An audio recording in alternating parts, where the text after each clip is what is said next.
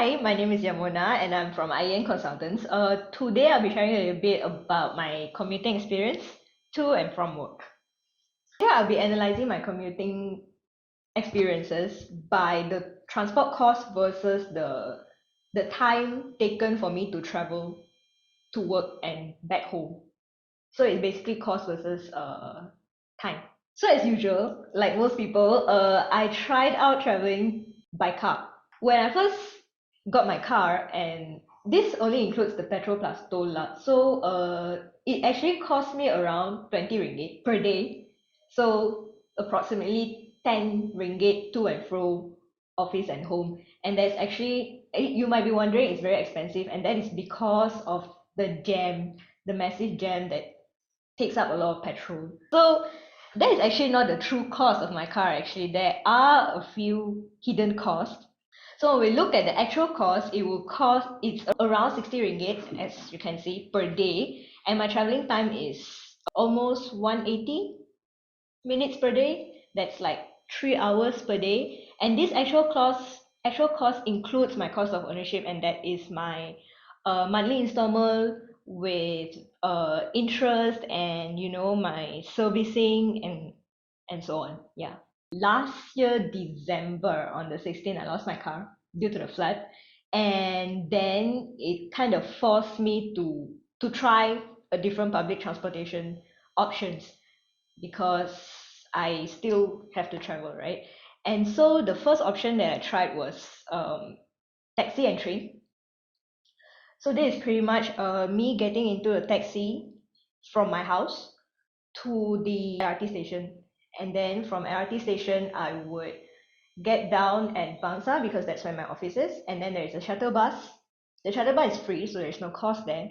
And then to office, and then the reverse back home. So that cost me around 40 ringgit per day, and it actually saved me a lot of time on the road.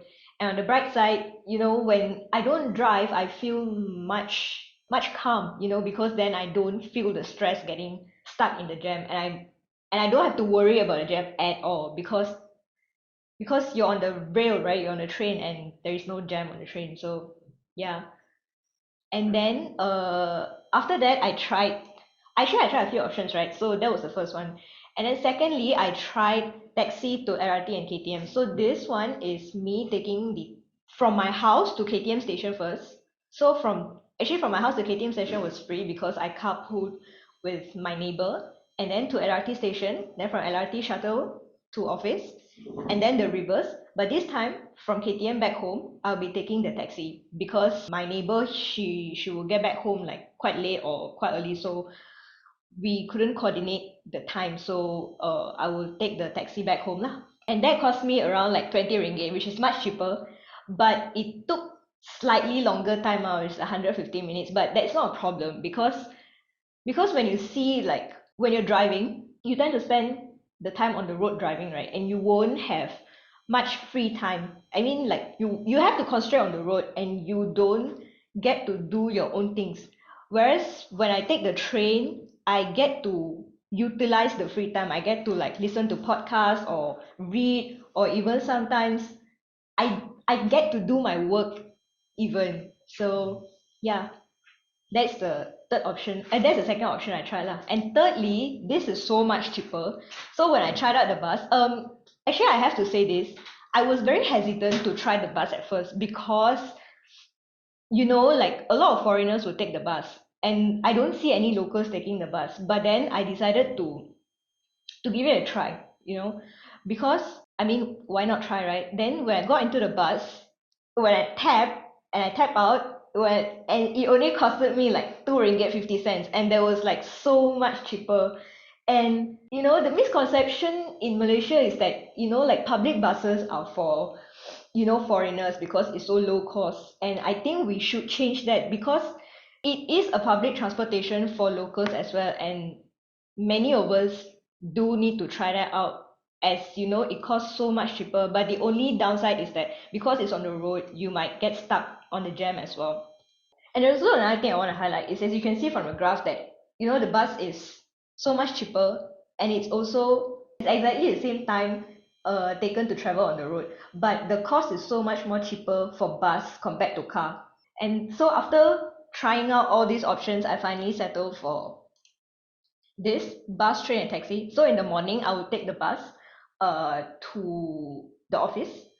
So me getting to the bus station is free because my mom will send me to the station, 500 meters away from my house. And then back home, I will take the taxi, the train, and then taxi back home. Yeah, so in summary, I think the reason why I settled for this is because bear in mind I already got back my car and I still don't want to drive it. I have settled for this public transportation. The reason being is one, it is three times more cheaper compared to, having a car. And secondly, is because it saves a lot of time when I travel by public transportation compared to driving. It also, doesn't stress me out much and I don't have to think about jam at all. So yeah, while I was traveling on the bus, right, or on the KTM or whatever public transportation that is, it always made me question like, why would people opt to drive when they can use the public transportation?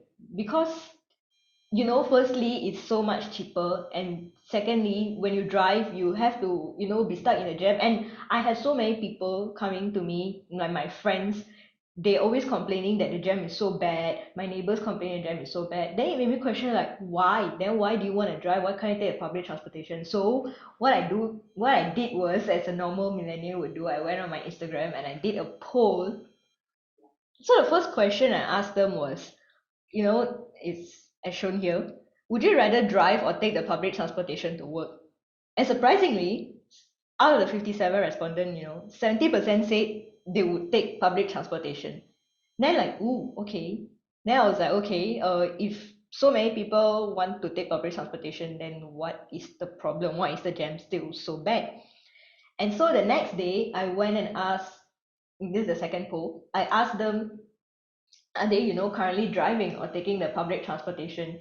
And there were 55 respondents in total, and out of it 53% responded that they are driving. So then I was like, huh, but you just told me that you would prefer public transportation, right? So then I tried to understand what's the reason they are still driving and not taking the public transportation. And so I put up like possible um, causes. The options that I gave was, the first one being they have a car, and second one is it's inefficient, like it's not on time. The third one is it's not accessible. There isn't any public transportation nearby their places. And last one is longer traveling time compared to driving. I think the most common reason was the last two lah, which is it's not accessible and it takes them longer time to travel compared to driving. I think I kind of understand that because the not accessible part, a lot of neighborhoods they don't really have, buses or like KTM LRT nearby in walking distance. Many of them have to drive to that place, which completely forfeits the purpose of having a public transportation in the first place. And okay, but the last one, where 43% of them said it's longer traveling time compared to driving. Well, that could be kind of like a myth, because I had tried all of it. And for me personally, driving takes much longer compared to taking the public transportation to work. So I think to sum it up, I think many people they would want to take public transportation, but they are forced to drive due to it's not accessible and it takes a longer traveling time. So yeah, I think in conclusion, please give people what they want, which is better public transportation system. And shown below is actually my experience traveling on public transportation in terms of costing and travel time. So yeah, we'd be interested to know your opinion as well, or if you have any experiences with public transportation, do share them on the comment sections below. Yeah, thanks.